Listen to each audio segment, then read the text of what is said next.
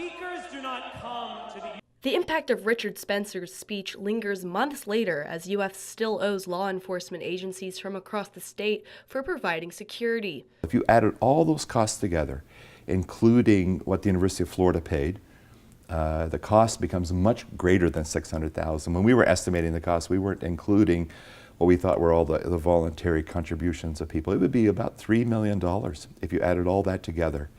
Alachua County was the first to send a bill, one which UF paid by accident. That transfer was made by mistake. Our team was asked to identify the source of funds if we decided to pay the bill, and that got translated into not just identify a source of funds, but actually transfer the funds.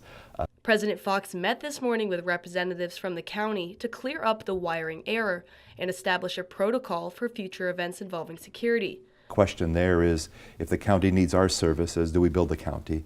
And I would prefer that we not get into a mode of having to build each other for the services that were provided before we provide that service when it's an emergency. President Fuchs says UF allowed the public to rent out its facilities over 600 times last year alone, a policy the school might have to change. I informed the county that we're thinking about, is that a policy we want to continue? I think it's important that our community be allowed to use our facilities, but we can't bear the cost of such an event and all of the law enforcement.